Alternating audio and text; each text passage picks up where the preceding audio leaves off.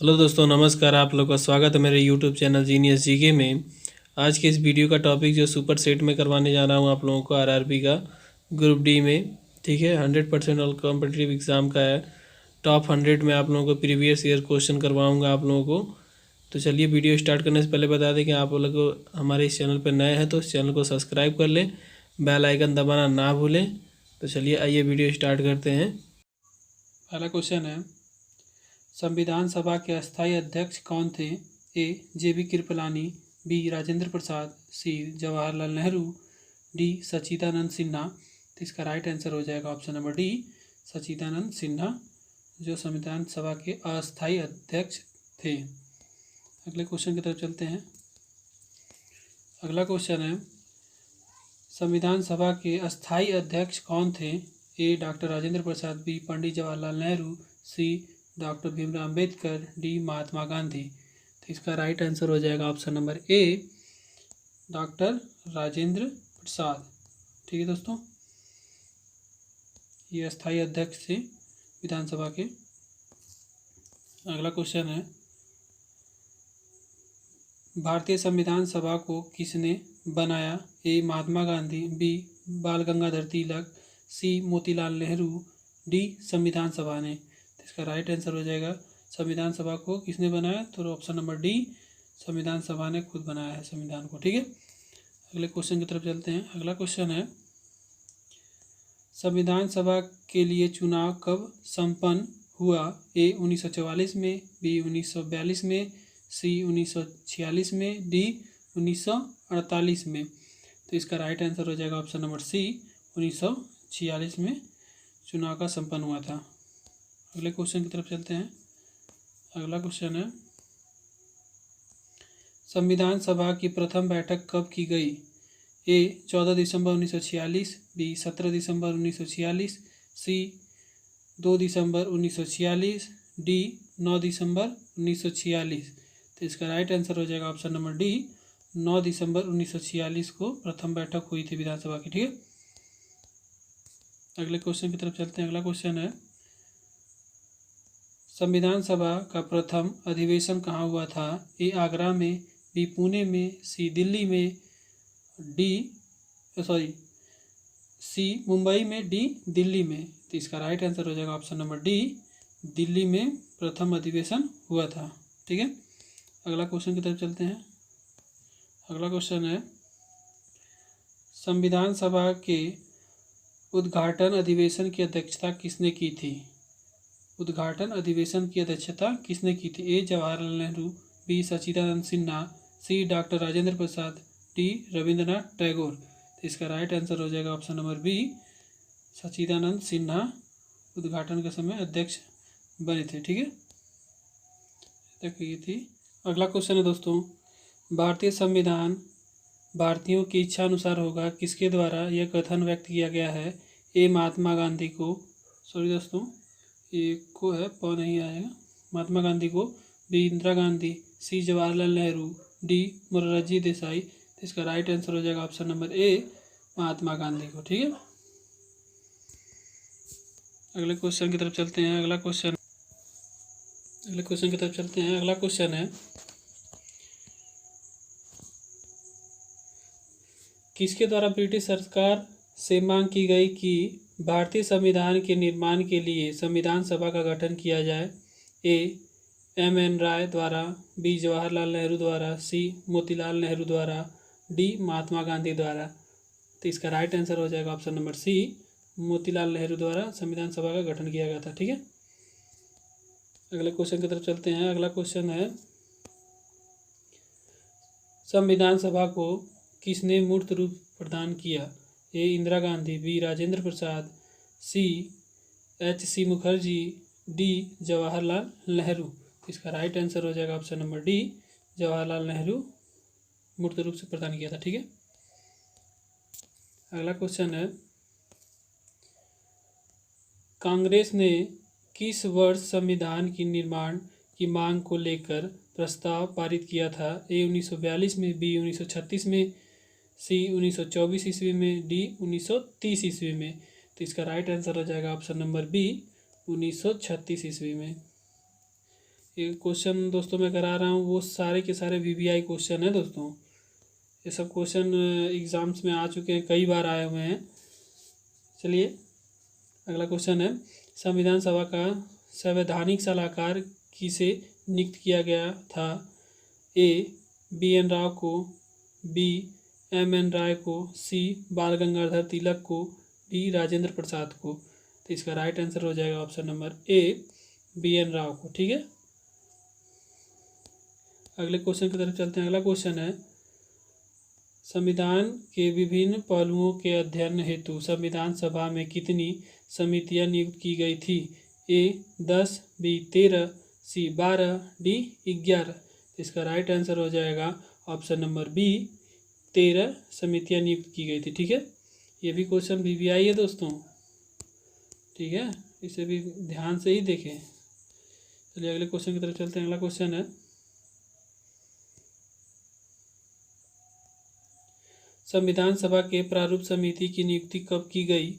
ए जनवरी 1950, B 26 जनवरी 1949, सी 19 अगस्त 1947, D 22 जनवरी 1947।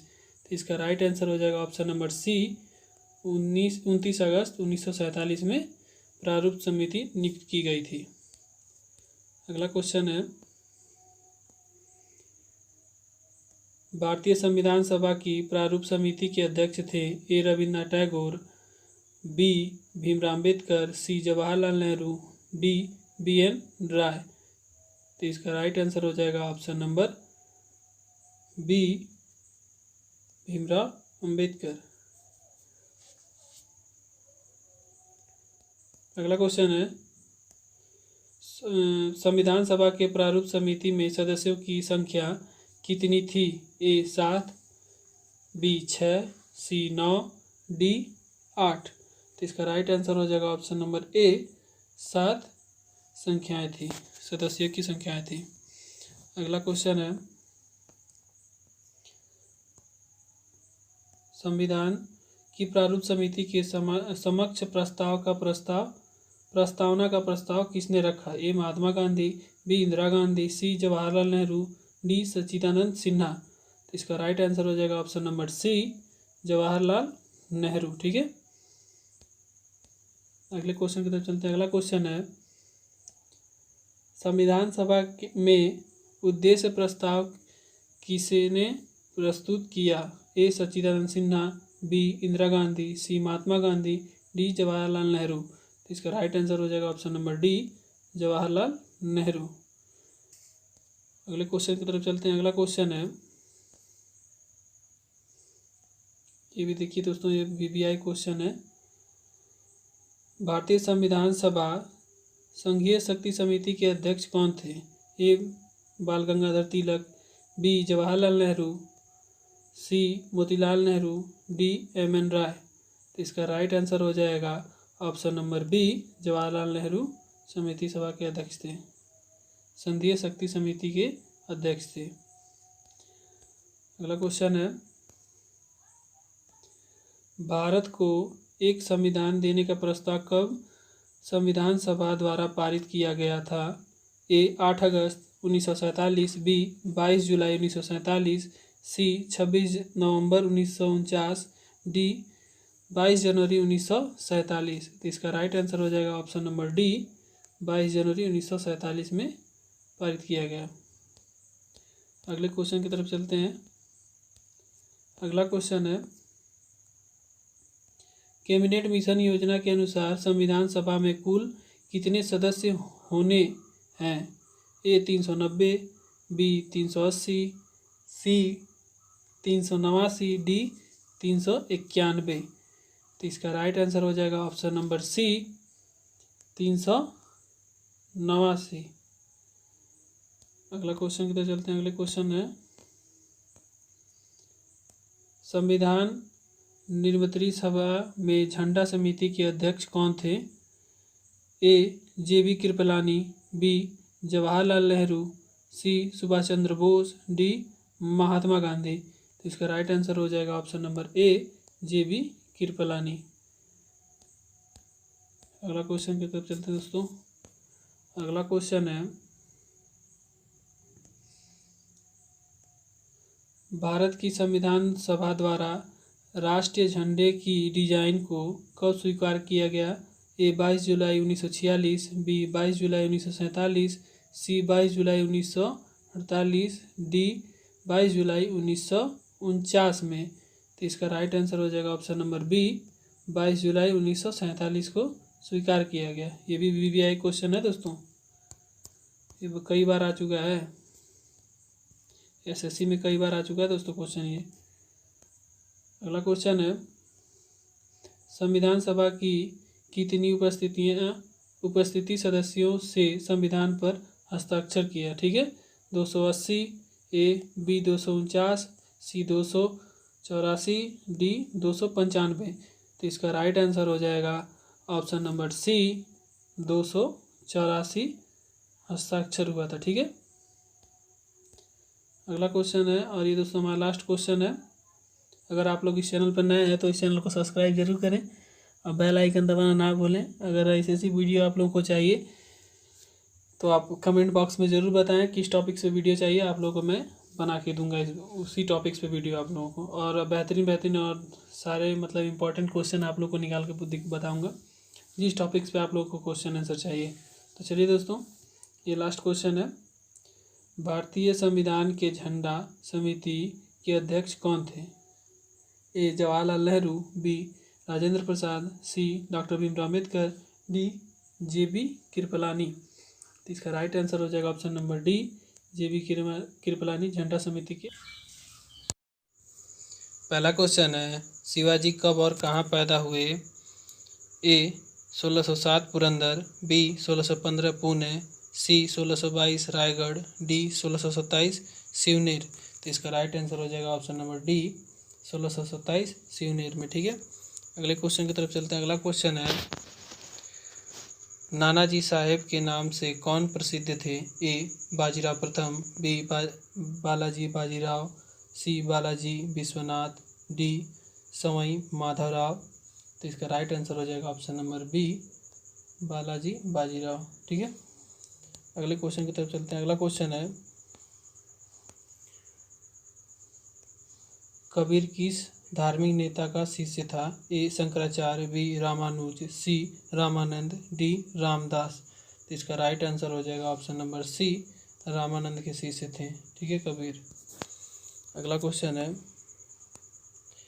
सिखों के दूसरे गुरु कौन थे? ए गुरु अंगद, बी गुरु हरगोविंद, सी गुरु अर्जुन, डी गुरु तेग बहादुर। तो इसका राइट आंसर हो जाएगा ऑप्शन ए, गुरु अंगद थे। ठीक है, अगला क्वेश्चन है, तमिलनाडु का प्रसिद्ध चिदंबरम मंदिर समर्पित है? ए सुब्रमण्यम, बी नटराज, सी प्रवृत्ति, डी विष्णु। इसका राइट आंसर हो जाएगा ऑप्शन नंबर बी, नटराज से प्रसिद्ध है। ठीक है, समर्पित है। अगला क्वेश्चन है,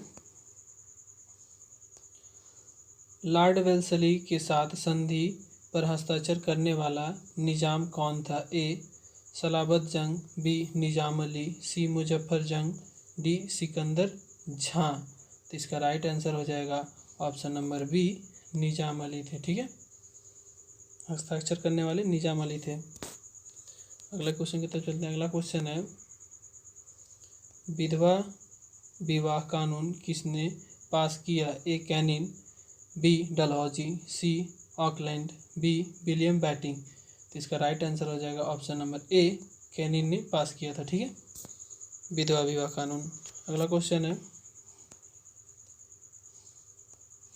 ब्रिटिश इंडियन आर्मी में चर्बी वाले कारतूसों वाली नई एनफील्ड राइफल कब आई? ए नवंबर 1956, बी दिसंबर 1856, सी जनवरी 1857, डी फरवरी 1857। तो इसका राइट आंसर हो जाएगा ऑप्शन नंबर सी, जनवरी 1957। अगले क्वेश्चन की तरफ चलते हैं। अगला क्वेश्चन है, the Indian war of independence 1857 नामक किताब के लेखक कौन थे? A sir Syed Ahmad Khan, B D Savarkar, C S R Sharma, D R C Majumdar. ठीक है। तो इसका राइट आंसर हो जाएगा option number B D Savarkar, ठीक है। The Indian war of independence के लेखक थे बी.डी. सावरकर, ठीक है। ऑप्शन नंबर बी हो जाएगा। अगला क्वेश्चन है,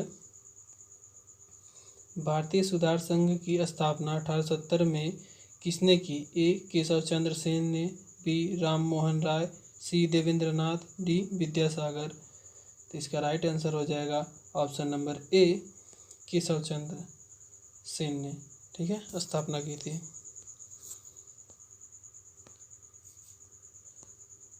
अगला क्वेश्चन है, 1857 की क्रांति के समय गवर्नर जनरल कौन थे? A lord Dalhousie, B lord Canning, C lord Ellenborough, D lord Auckland. तो इसका राइट आंसर हो जाएगा option number B lord Canning 1857 के गवर्नर जनरल थे, ठीक है। अगला क्वेश्चन है, अखिल भारतीय किसान सभा के सबसे पहले अधिवेशन में अध्यक्ष कौन बना था? A Swami Sahajanand, B N G Ranga, C Indulal Yagnik, D P C Joshi. तो इसका राइट आंसर हो जाएगा option number A Swami Sahajanand, ठीक है। अधिवेशन में अध्यक्ष थे पहले अधिवेशन में। अगले क्वेश्चन में चलते हैं। अगला क्वेश्चन है, सिंधु घाटी सभ्यता के विकसित अथवा में निम्नलिखित में से किस स्थान में घरों में कुओं के अवशेष मिले थे? ए हड़प्पा, बी कालीबंग, सी लोथल, डी मोहनजोदड़ो। तो इसका राइट आंसर हो जाएगा ऑप्शन नंबर ए हड़प्पा मिले थे घरों और कुओं के अवशेष, ठीक है। अगला क्वेश्चन है, अकबर ने सर्वप्रथम वैवाहिक संबंध राजपूतों के जिस गृह से स्थापित किए वह था?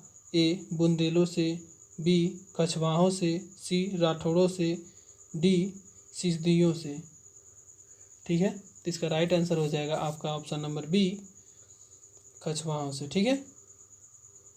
गृह के स्थापित की थी किससे? कछवाहों से।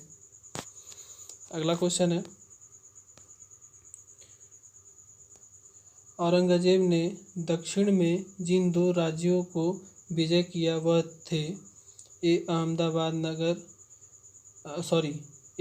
अहमदनगर एवं बीजापुर, बी बीदर एवं बीजापुर, सी बीजापुर एवं गोलकुंड, डी गोलकुंड एवं अहमदनगर। तो इसका राइट आंसर हो जाएगा ऑप्शन नंबर सी बीजापुर एवं गोलकुंड के राज्य में किया गया था, ठीक है। अगला क्वेश्चन है, दिल्ली से दौलताबाद राजधानी के हस्तांतरण का आदेश दिया था? ए सुल्तान फिरोज तुगलक ने, बी सुल्तान गयासुद्दीन तुगलक ने, सी सुल्तान मुबारक ने, डी सुल्तान मोहम्मद बिन तुगलक ने। तो इसका राइट आंसर हो जाएगा ऑप्शन नंबर डी सुल्तान मोहम्मद बिन तुगलक ने, ठीक है। अगला क्वेश्चन चलते हैं। अगला क्वेश्चन है, हंटर कमीशन की रिपोर्ट में विकास पर विशेष जोर दिया गया था? ए बालिकाओं की शिक्षा को, बी उच्च शिक्षा को, सी प्राथमिक शिक्षा को, डी तकनीकी शिक्षा को। तो इसका राइट आंसर हो जाएगा ऑप्शन नंबर सी प्राथमिक शिक्षा को, ठीक है, विशेष जोर दिया था। अगला क्वेश्चन है, आगरा शहर की स्थापना की थी? ए बहलोल लोदी ने, बी फिरोज तुगलक ने, सी खिर्ज खान ने, डी सिकंदर लोदी ने। तो इसका राइट आंसर हो जाएगा option number D Sikandar Lodi ने आगरा शहर की स्थापना की थी, ठीक है। अगला क्वेश्चन है, बंगाल की निम्नलिखित फैक्ट्रियों में से एक जो पुर्तगालियों द्वारा स्थापित की गई थी वह थी? ए बांदेल, बी चिंसूरा, सी हुगली, डी श्रीरामपुर। तो इसका राइट आंसर हो जाएगा ऑप्शन नंबर सी हुगली में, ठीक है, स्थापित की गई थी पुर्तगालियों की फैक्ट्रियाँ।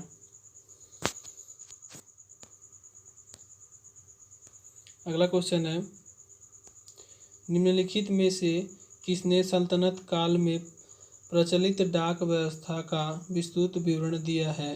ए अमीर खुसरो ने, बी फरिश्ता, सी इब्न बतूता, डी जियाउद्दीन बर्नी। तो इसका राइट आंसर हो जाएगा ऑप्शन नंबर डी, जियाउद्दीन बर्नी ने विस्तृत विवरण दिया है डाक का। अगला क्वेश्चन है, शिवाजी मुगलों की कैद से भागने के समय कौन से शहर में कैद थे? ए ग्वालियर, बी आगरा, सी दिल्ली, डी कानपुर। तो इसका राइट आंसर हो जाएगा ऑप्शन नंबर सी, दिल्ली में कैद थे। शिवाजी दिल्ली में ही कैद थे। ठीक है। अगला क्वेश्चन है, बक्सर के युद्ध के समय दिल्ली का शासक कौन था? ए औरंगजेब, बी शाह आलम प्रथम, सी बहादुर शाह जफर, डी शाह आलम द्वितीय। ठीक है। तो इसका राइट आंसर हो जाएगा option number D, Shah Alam द्वितीय थे दिल्ली के शासक बक्सर के युद्ध के समय में। अगला क्वेश्चन है, राजा राम मोहन राय द्वारा ब्रह्मा समाज की स्थापना की गई। ए 1816 ईस्वी में, बी 1820 ईस्वी में, सी 1828 ईस्वी में, डी 1830 ईस्वी में। तो इसका राइट आंसर हो जाएगा ऑप्शन नंबर सी, 1828 ईस्वी में। ठीक है। अगले क्वेश्चन की तरफ चलते हैं। अगला क्वेश्चन है, महात्मा बुद्ध ने अपना पहला धर्मचक्र परिवर्तन किस स्थान पर दिया था? ए लुम्बिनी में, बी सारनाथ में, सी पाटलिपुत्र में, डी वैशाली में। तो इसका राइट आंसर हो जाएगा ऑप्शन नंबर बी, सारनाथ में। ठीक है। धर्मचक्र परिवर्तन कहाँ दिया था? तो सारनाथ में। ठीक है। अगला क्वेश्चन है, नंद वंश के पश्चात मगध पर किस राज्य वंश ने शासन किया? ए मौर्य, बी शुंग, सी गुप्त, डी कुषाण। तो इसका राइट आंसर हो जाएगा ऑप्शन नंबर ए, मौर्य ने। ठीक है। अगला क्वेश्चन है, मौर्य काल में शिक्षा का सर्वाधिक प्रसिद्ध केंद्र था? ए वैशाली, बी नालंदा, सी तक्षशिला, डी उज्जैन। तो इसका राइट आंसर हो जाएगा ऑप्शन नंबर सी, तक्षशिला। ठीक है। सर्वाधिक मौर्य काल में शिक्षा सर्वाधिक प्रसिद्ध केंद्र था तक्षशिला। ठीक है। अगला क्वेश्चन है, अमृत बाजार पत्रिका की स्थापना किसने की? ए गिरीश चंद्र घोष, बी हरीश चंद्र मुखर्जी, सी एस.एन. बनर्जी, डी शिशिर कुमार घोष। तो इसका राइट आंसर हो जाएगा option number D, Shishir Kumar Ghosh ने अमृत बाजार पत्रिका की स्थापना की थी।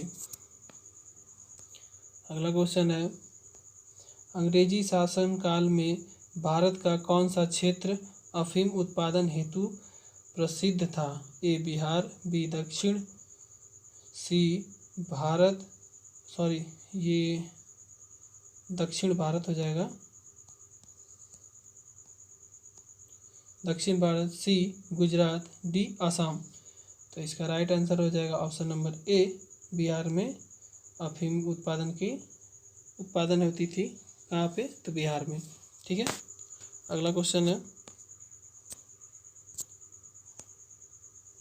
निष्क्रिय विरोध के सिद्धांत का प्रतिपादन किसने किया? ए महात्मा गांधी, बी बिपिन चंद्र पाल, सी बाल गंगाधर तिलक, सी अरविंद घोष। तो इसका राइट आंसर हो जाएगा option number D, Aurobindo Ghosh ने निष्क्रिय विरोध का सिद्धांत प्रतिपादन किया था। ठीक है। अगले क्वेश्चन की तरफ चलते हैं। अगला क्वेश्चन है, दिल्ली में कौन सा ऐतिहासिक समस्या भारतीय तथा फारसी वास्तुकला शैली का उदाहरण है? ए कुतुब मीनार, बी लोधी का मकबरा, सी हुमायूं का मकबरा, डी लाल किला। तो इसका राइट आंसर हो जाएगा ऑप्शन नंबर सी, हुमायूं का मकबरा। ठीक है। अगला क्वेश्चन है, डांडी मार्च कहाँ से प्रारंभ हुआ था? ए बरदौली, बी अहमदाबाद, सी सूरत, डी बड़ोदरा। तो इसका राइट आंसर हो जाएगा ऑप्शन नंबर बी, अहमदाबाद से। ठीक है। डांडी मार्च कहाँ से प्रारंभ हुआ था? तो अहमदाबाद से। अगला क्वेश्चन है, किस वंश के शासकों से क्षत्रप प्रणाली का प्रयोग किया? ए कुषाण ने, बी हिंद यानों ने, सी ईरानियों ने, डी शासकों ने, मतलब सॉरी शाकों ने। तो इसका राइट आंसर हो जाएगा ऑप्शन नंबर डी, शकों ने। ठीक है, छत्र प्रणाली का प्रयोग किया था शकों ने। अगला क्वेश्चन है, किसने महात्मा गांधी को भारतीय फकीर की ज्ञान दी थी? ए फ्रैंक मॉरिस ने, डी लॉर्ड इरविन ने, सी रस्किन, डी टॉलस्टॉय ने। ठीक है, तो इसका राइट आंसर हो जाएगा option number A, Falk Morris ने। ठीक है, अगला क्वेश्चन की तरफ चलते हैं। अगला क्वेश्चन है, बोधिसत्वों का धर्म कहते हैं? ए हीनयान को, बी महायान को, सी जैन धर्म को, डी फायान को। तो इसका राइट आंसर हो जाएगा ऑप्शन नंबर डी, महायान को। ठीक है, ये दोस्तों हमारा लास्ट क्वेश्चन है, टॉप 35 में का लास्ट क्वेश्चन है। देखिए, और जो मैं आप लोगों को क्वेश्चन कराया हूँ वो सब VVI क्वेश्चन है दोस्तों, वो एग्ज़ाम्स में अधिकतर आए हुए हैं और आएंगे ही। SSC हो गया, चाहे ग्रुप डी हो गया, किसी भी क्वेश्चन में ये सब जो करवा रहा हूँ इतिहास का क्वेश्चन, कम से कम 7-8 क्वेश्चन तो इतिहास से ही आने वाले हैं। ठीक है, ये अगला क्वेश्चन है, राष्ट्रीय शोक दिवस कब मनाया गया था? ए महात्मा गांधी की मृत्यु के दिन, बी भारत विभाजन के दिन, सी बंगाल विभाजन लागू होने के दिन, डी कांग्रेस विभाजन के दिन। तो इसका राइट आंसर हो जाएगा ऑप्शन नंबर सी, बंगाल विभाजन लागू होने के दिन। तो आइए वीडियो स्टार्ट करते हैं। पहला क्वेश्चन है, सूर्य तथा पृथ्वी के बीच न्यूनतम दूरी कब होती है? ए 22 दिसंबर, बी 21 जून, सी 22 सितंबर, डी 3 जनवरी। तो इसका राइट आंसर हो जाएगा ऑप्शन नंबर डी, 3 जनवरी को। ठीक है, अगले क्वेश्चन की तरफ चलते हैं। अगला क्वेश्चन है,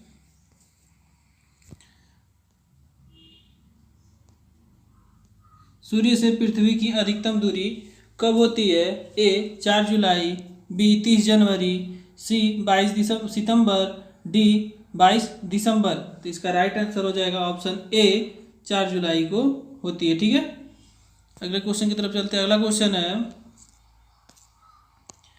पृथ्वी से सितारों की दूरी को किस इकाई में नापते हैं? ए प्रकाश वर्ष, बी फैदम, सी नॉटिकल मील, डी किलोमीटर।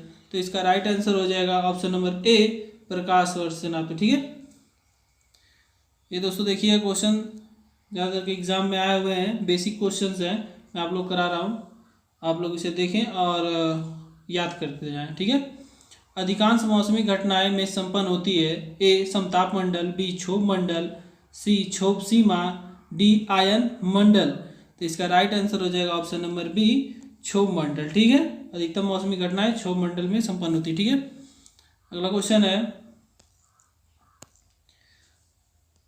वायुमंडल में उपस्थित कौन सी गैस पराबैंगनी किरणों को अवशोषित करती है? A methane, B nitrogen, C ozone, D helium. तो इसका राइट आंसर हो जाएगा ऑप्शन नंबर सी, ओजोन अवशोषित करती है। ठीक है,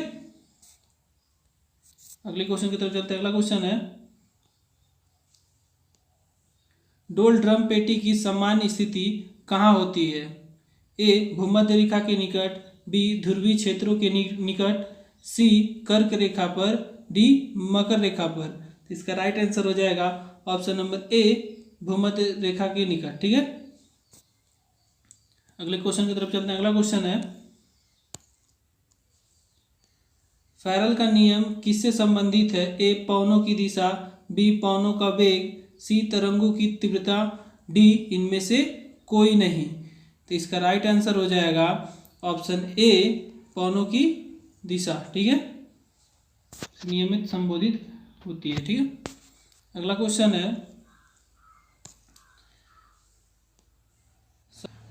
है, सागौन की, सॉरी दोस्तों ये थोड़ा गलत हो गया है, यहाँ किस होगा।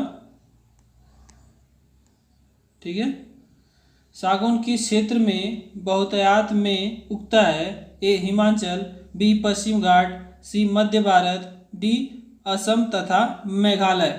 तो इसका राइट आंसर हो जाएगा ऑप्शन नंबर सी, मध्य भारत में। ठीक है, सागौन की खेती ज़्यादा वहीं होती है। अगला क्वेश्चन है, पछाव शब्द से क्या तात्पर्य है? ए एक निशान बादल, एक बादल जिसमें वर्षा हो रही है, सी एक ऊंचा बादल, डी एक ओले का बादल। तो इसका राइट आंसर हो जाएगा ऑप्शन नंबर सी, एक ऊंचा बादल। ठीक है,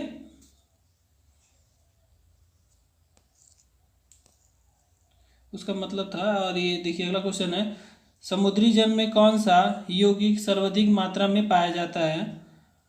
समझ रहे क्वेश्चन, समुद्री जल में कौन सा यौगिक सर्वाधिक मात्रा में पाया जाता है? A potassium chloride, B sodium chloride, C calcium carbonate, D magnesium sulphate. ठीक है, तो इसका राइट आंसर हो जाएगा option number B, sodium chloride समुद्री जल में यौगिक की मात्रा पाई जाती है। ठीक है, सोडियम क्लोराइड की, ध्यान रखिएगा इसे, क्वेश्चन आया हुआ कई बार। अगला क्वेश्चन है, ये भी क्वेश्चन देखिए दोस्तों, एग्जाम में आया हुआ है। गल्फ स्ट्रीम क्या है? ए अंध महासागर की एक ठंडी धारा, बी प्रशांत महासागर की एक ठंडी धारा, सी अंध महासागर की एक गर्म धारण, डी प्रशांत महासागर के गर्म धारण। ठीक है, तो इसका राइट आंसर हो जाएगा ऑप्शन नंबर सी, अंध महासागर। ठीक है, अंध महासागर ऑप्शन नंबर सी हो जाएगा। चलिए अगले क्वेश्चन की तरफ चलते हैं।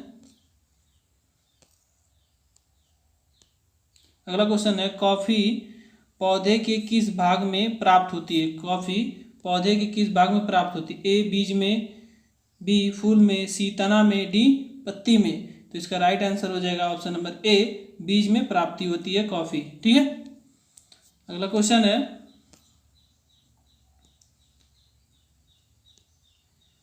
लाल सागर एक का उदाहरण है, खाली स्थान भरना है। लाल सागर एक का उदाहरण है, वालिद संचारणा, बी भ्रांश संचारण, सी लावा संचारण, डी अवशिष्ट संचारण। ठीक है, तो इसका राइट आंसर हो जाएगा ऑप्शन नंबर बी, भ्रांश संचारण। ठीक है, अगले क्वेश्चन की तरफ चलते हैं। अगला क्वेश्चन है, रूपांतरित चट्टानों की उत्पत्ति चट्टानों में होती है, ये भी खाली स्थान भरना है दोस्तों। पहला ऑप्शन है आग्नेय में, बी तलछटी में, सी आग्नेय तथा तलछटी दोनों में, डी इनमें से कोई नहीं। तो इसका राइट आंसर हो जाएगा ऑप्शन नंबर सी, आग्नेय तथा तलछटी दोनों में होता है। ठीक है, चलिए अगले क्वेश्चन पर चलते हैं। अगला क्वेश्चन है, कौन सी चट्टान जैविक चट्टान है? कौन सी चट्टान जैविक चट्टान है? ए मार्बल, बी कोयला, सी ग्रेनाइट, डी स्लेट। ठीक है, तो इसका राइट आंसर हो जाएगा ऑप्शन नंबर बी, कोयला। ठीक है, जैविक चट्टान है। अगले क्वेश्चन की तरफ चलते हैं।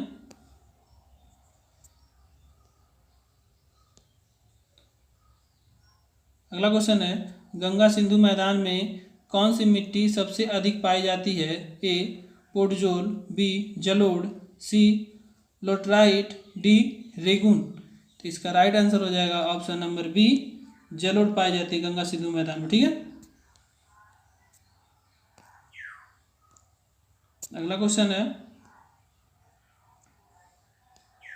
उन सभी स्थानों को जिन पर एक तड़ित झांझा एक ही समय पर होता है, मिलने वाली रेखा को कहा जाता है, ये खाली स्थान है। ए आइसोहाइट, बी आइसोक्रोन, सी आइसोब्रोट, डी आइसोफिन। तो इसका राइट आंसर हो जाएगा ऑप्शन नंबर सी, आइसोब्रोट। ठीक है, चलिए अगले क्वेश्चन की तरफ चलते हैं। तो अगला क्वेश्चन है, साइबोबाथ रेखाओं का उपयोग दर्शाने के लिए किया जाता है? ए वायुदाब, बी वर्षा, सी गहराई, डी हिमपात।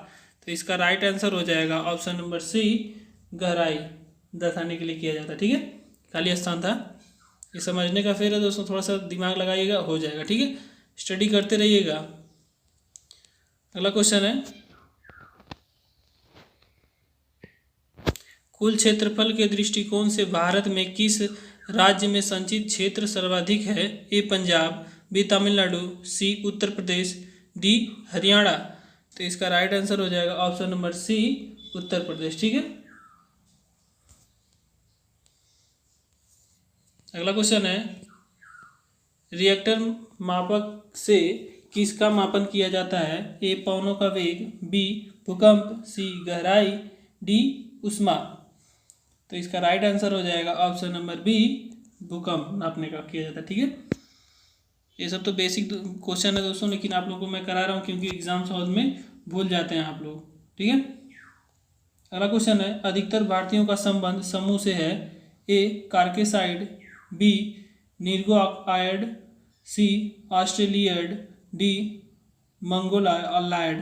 ठीक है, तो इसका राइट आंसर है ऑप्शन ए, कार्केसाइड। ठीक है, अगले क्वेश्चन की तरफ चलते हैं। एक क्वेश्चन, जब भी एग्जाम में जाए एक क्वेश्चन को 30 सेकंड से ज़्यादा ना लगाएं। ठीक है, नहीं तो एग्ज़ाम में जो टाइम मिलता है वो ख़त्म हो जाएगा आप लोगों को।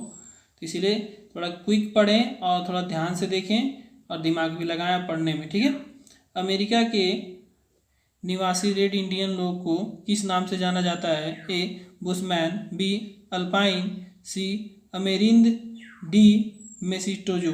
ठीक है, तो इसका राइट आंसर है ऑप्शन नंबर सी, अमेरिंदो। ठीक है, चलिए अगले क्वेश्चन की तरफ चलते हैं। अगला क्वेश्चन है, चावल की क्षेत्र की सबसे महत्वपूर्ण फसल है? चावल की क्षेत्र में, सॉरी दोस्तों यहाँ थोड़ा सा मिस्टेकिंग लग रहा है, टाइपिंग में गलती हो गया है, किस होगा? ठीक है, चावल की क्षेत्र की सबसे महत्वपूर्ण फसल है? ए भूमध्य रेखीय, बी स्टेपी, सी मानसून, डी भूमध्य सागरीय। ठीक है, तो इसका राइट आंसर हो जाएगा ऑप्शन नंबर सी, मानसून की। ठीक है, मानसून में ही वर्षा होती है तभी तो चावल की खेती होती है, फसल होती है।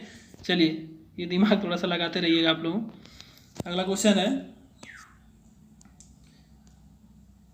मूंगफली का सबसे बड़ा उत्पादक देश कौन सा है? A Bharat, B Sudan, C Brazil, D चीन। तो इसका राइट आंसर हो जाएगा ऑप्शन नंबर डी, चीन में मूंगफली की सबसे बड़ी उत्पादक देश है। ठीक है, मूंगफली चीन में सबसे ज़्यादा होती है खेती इसकी। चलिए अगले क्वेश्चन की तरफ चलते हैं। अगला क्वेश्चन है, ये देखिए तंबाकू के बारे में पूछा है। तंबाकू का सबसे बड़ा उत्पादक कौन है? ए चीन, B Bharat, C Brazil, D USA. तो इसका राइट आंसर हो जाएगा ऑप्शन नंबर ए, चीन।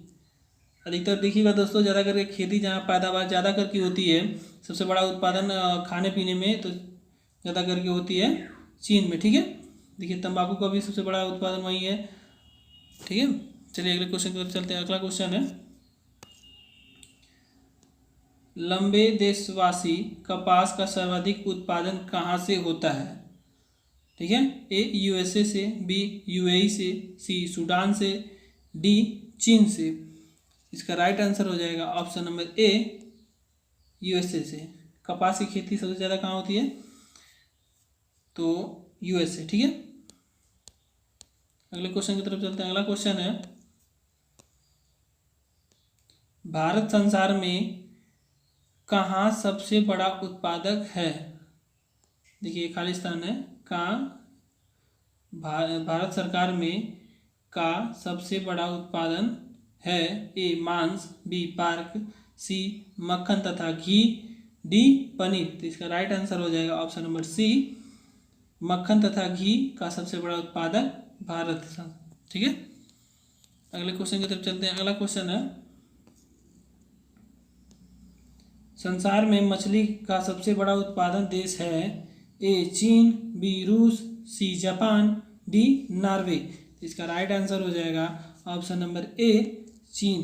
देखिए चीन भी यहाँ पे मछली का सबसे बड़ा उत्पादन देश है। ठीक है, अगले क्वेश्चन की तरफ चलते हैं। अधिकतर दोस्तों देखिए खेती के बारे में सबसे ज़्यादा चीन है, आगे है। अगला क्वेश्चन है, संसार में सीमेंट का सबसे बड़ा उत्पादक कौन है? A Bharat, B Japan, C USA, D रूस। इसका राइट आंसर हो जाएगा option number C, USA cement का सबसे बड़ा उत्पादन देश है। ठीक है, अगला क्वेश्चन है, ये दोस्तों हमारा लास्ट क्वेश्चन है। ठीक है। रेल इंजनों का सर्वाधिक निर्माण कहाँ होता है? ए यूएसए में, बी रूस में, सी भारत में, डी चीन में। तो इसका राइट आंसर हो जाएगा ऑप्शन नंबर ए यूएसए में। हेलो दोस्तों, नमस्कार। आप लोग का स्वागत है फिर से एक बार मेरे यूट्यूब चैनल जीनियस जीके में। आज का टॉपिक है भारतीय अर्थव्यवस्था पे। आज मैं क्वेश्चन आंसर करवाऊंगा आप लोगों को। वीवीआई क्वेश्चन है दोस्तों, और ज़्यादातर करके एग्जामिनेशन में आए हुए क्वेश्चन दोस्तों। चलिए पहला क्वेश्चन देखते हैं। पहला क्वेश्चन है, भारतीय अर्थव्यवस्था कैसी है? एसएससी 2014 2015 में भी आया हुआ है। ए पूंजीवाद व्यवस्था, बी साम्यवादी अर्थव्यवस्था, सी स्वतंत्र अर्थव्यवस्था, डी मिश्रित अर्थव्यवस्था। तो इसका राइट आंसर हो जाएगा ऑप्शन नंबर डी मिश्रित अर्थव्यवस्था। अगला क्वेश्चन है, मिश्रित अर्थव्यवस्था से क्या अभिप्राय है? एसएससी 2013-14 में आया क्वेश्चन। ये अर्थव्यवस्था में कृषि और उद्योग को दोनों को बढ़ावा देना, बी सरकारी एवं निजी क्षेत्र का अस्तित्व, सी अमीर एवं गरीब का अस्तित्व, डी छोटी और बड़ी उद्योग का सह अस्तित्व। ठीक है, तो इसका राइट आंसर हो जाएगा ऑप्शन नंबर बी सहकारी एवं निजी क्षेत्र का सह अस्तित्व। ठीक है, अगले क्वेश्चन की तरफ चलते हैं। अगला क्वेश्चन है, आर्थिक विकास के दृष्टिकोण से भारत की गिनती रहते हैं? ए पिछड़े राष्ट्र रूप में, बी विकसित राष्ट्र रूप में, सी विकासशील राष्ट्र रूप में, डी अर्ध विकसित राष्ट्र रूप में। तो इसका राइट आंसर हो जाएगा ऑप्शन नंबर सी विकसशील राष्ट्र रूप में। ठीक है, अगले क्वेश्चन की तरफ चलते हैं। अगला क्वेश्चन है, भारतीय अर्थव्यवस्था में कौन सा क्षेत्र फसल राष्ट्रीय उत्पादन में सबसे अधिक है? ए प्रथम क्षेत्र, बी द्वितीय क्षेत्र, सी तृतीय क्षेत्र, डी सार्वजनिक क्षेत्र। तो इसका राइट आंसर हो जाएगा ऑप्शन नंबर सी तृतीय क्षेत्र। ठीक है, अगले क्वेश्चन की तरफ चलते हैं। अगला क्वेश्चन है, बंद अर्थव्यवस्था क्लोज्ड इकोनॉमी अर्थव्यवस्था में, जिसमें ये यूपीएससी 2011 क्वेश्चन है दोस्तों। ए ऑप्शन है मुद्रास्फीति पूर्णतः नियमित होती है, बी छोटी की वित्त व्यवस्था होती है, सी केवल निर्यात होता है, डी ना निर्यात होता है ना आयात होता है। तो इसका राइट आंसर हो जाएगा ऑप्शन डी निर्यात ना आयात होता है। ठीक है, अगला क्वेश्चन है, ऐसी अर्थव्यवस्था को क्या कहते हैं जिसमें शेष विश्व में से कोई संबंध नहीं है? ए समाजवादी अर्थव्यवस्था, बी आवर्त बंद अर्थव्यवस्था, सी मुक्त अर्थव्यवस्था, डी मिश्रित अर्थव्यवस्था। तो इसका राइट आंसर हो जाएगा ऑप्शन नंबर बी आवृत या बंद व्यवस्था। ठीक है, अगले क्वेश्चन की चलते हैं। अगला क्वेश्चन है, किसी देश का आर्थिक विकास निर्भर करता है? एसएससी 2011 में क्वेश्चन आया दोस्तों। ठीक है, ए प्राकृतिक संसाधन, बी पूंजी निर्माण, सी बाजार का आकार, डी उपयुक्त सभी। तो इसका राइट आंसर हो जाएगा ऑप्शन नंबर डी उपयुक्त सभी। ठीक है, अगले क्वेश्चन की तरफ चलते हैं। अगला क्वेश्चन है,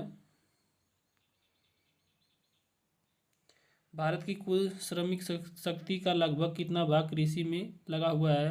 ए 43%, बी 49%, सी 54%, बी 65%। तो इसका राइट आंसर हो जाएगा ऑप्शन नंबर सी 54% लगाओ। ठीक है, अगले क्वेश्चन की तरफ चलते हैं। अगला क्वेश्चन है, भारत में अधिकतर बेरोजगारी है? ए तकनीकी द्वारा होगा, बी चक्रीय, सी घर्षणात्मक, डी संरचनात्मक। तो इसका राइट आंसर हो जाएगा ऑप्शन नंबर डी संरचनात्मक। ठीक है, अगला क्वेश्चन है, भारत में बेरोजगारी आंकड़े एकत्रित एवं विकसित करता है? यूपीएससी 2014 में आया क्वेश्चन दोस्तों। ए योजना आयोग, बी वित्त आयोग, सी NSSO, डी UNO। ठीक है, तो इसका राइट आंसर हो जाएगा ऑप्शन नंबर सी NSSO। इसका राइट आंसर हो जाएगा प्रकाशित है। ठीक है, अगला क्वेश्चन है, भारत में बेरोजगारी की किस्म पाई जाती है? ए ग्रामीण अल्प रोजगार, बी चक्रीय बेरोजगारी, सी संरचनात्मक बेरोजगारी, डी इनमें से कोई नहीं। इनमें से सभी, सॉरी दोस्तों, तो इसका राइट आंसर हो जाएगा ऑप्शन नंबर डी, इनमें से सभी। ठीक है, अगला क्वेश्चन है, कृषि में मूलतः किस प्रकार की बेरोजगारी की प्रधानता देखी जाती है? ए संरचनात्मक बेरोजगारी, बी खुली बेरोजगारी, सी अदृश्य बेरोजगारी, डी घर्षणात्मक बेरोजगारी। इसका राइट आंसर हो जाएगा ऑप्शन नंबर सी, अदृश्य बेरोजगारी। ठीक है, अगले क्वेश्चन की तरफ चलते हैं। अगला क्वेश्चन है, कृषि में बेरोजगारी का स्वरूप देखने को मिलता है? ए संरचनात्मक बेरोजगारी, बी मौसमी बेरोजगारी, सी घर्षणात्मक बेरोजगारी, डी उपयुक्त सभी। तो इसका राइट आंसर हो जाएगा ऑप्शन नंबर डी, उपयुक्त सभी। ठीक है, अगला क्वेश्चन है, भारत में ग्रामीण क्षेत्रों में कौन सी बेरोजगारी सर्वाधिक पाई जाती है? ए मौसमी बेरोजगारी, बी अदृश्य बेरोजगारी, सी उपयुक्त दोनों, डी इनमें से कोई नहीं। तो इसका राइट आंसर हो जाएगा ऑप्शन नंबर सी, उपयुक्त दोनों। अगला क्वेश्चन है, वर्तमान समय में देश की किस प्रकार की बेरोजगारी बहुत गंभीर समस्या बनी हुई है? ए ग्रामीण बेरोजगारी, बी शहरी बेरोजगारी, सी शिक्षित बेरोजगारी, डी खुली बेरोजगारी। इसका राइट आंसर हो जाएगा ऑप्शन नंबर सी, शिक्षित बेरोजगारी सबसे ज़्यादा है। ठीक है, अगला क्वेश्चन है, संरचनात्मक बेरोजगारी का कारण है? एसएससी 2000 में आया क्वेश्चन दोस्तों। ए अस्फीति की अवस्था, बी भारी उद्योग की अभिनीति, सी कच्चे माल की कमी, डी अपर्याप्त से उत्पाद क्षमता। इसका राइट आंसर हो जाएगा ऑप्शन नंबर डी, अपर्याप्त से उत्पादन क्षमता। ठीक है, अगला क्वेश्चन है, शहरी क्षेत्रों में आमतौर पर किसी प्रकार की बेरोजगारी दिखाई देती है? एसएससी 2017 में क्वेश्चन आया दोस्तों। ए शिक्षित बेरोजगारी, बी मौसमी बेरोजगारी, सी प्रच्छन्न बेरोजगारी, डी इनमें से कोई नहीं। तो इसका राइट आंसर हो जाएगा ऑप्शन नंबर ए, शिक्षित बेरोजगारी। ठीक है, देती है। अगला क्वेश्चन है, किस प्रकार की बेरोजगारी में स्नातक तथा स्नातकोत्तर डिग्री वाले युवा नौकरियां प्राप्त नहीं कर पाते हैं? एसएससी 2017 में क्वेश्चन आया दोस्तों। ए मौसमी बेरोजगारी, बी प्रच्छन्न बेरोजगारी, सी शैक्षिक बेरोजगारी, डी कोई विकल्प सही नहीं है। तो इसका राइट आंसर हो जाएगा ऑप्शन नंबर सी, शैक्षिक बेरोजगारी। ठीक है, अगले क्वेश्चन की तरफ चलते हैं। अगला क्वेश्चन है, 11 स्थान भरना है दोस्तों। बेरोजगारी तब होती है जब लोगों को वर्ष के कुछ महीने के दौरान रोजगार नहीं मिल पाता है। एसएससी 2017 में क्वेश्चन दोस्तों। ए शिक्षित, बी संरचनात्मक, सी मौसमी, डी पूर्ण। तो इसका राइट आंसर हो जाएगा ऑप्शन नंबर सी, मौसमी। ठीक है, अगले क्वेश्चन की तरफ चलते हैं। अगला क्वेश्चन है, प्रच्छन्न बेरोजगारी को और किस नाम से जाना जाता है? एसएससी 2017 में क्वेश्चन है। ए अल्प रोजगार, बी संघर्ष संबंधी बेरोजगार, सी मौसमी बेरोजगार, डी चक्रीय बेरोजगार। तो इसका राइट आंसर हो जाएगा ऑप्शन नंबर ए, अल्प बेरोजगार। ठीक है, अल्प रोजगार है दोस्तों। अगले क्वेश्चन की तरफ चलते हैं। थोड़ा सा मिस्टेडी,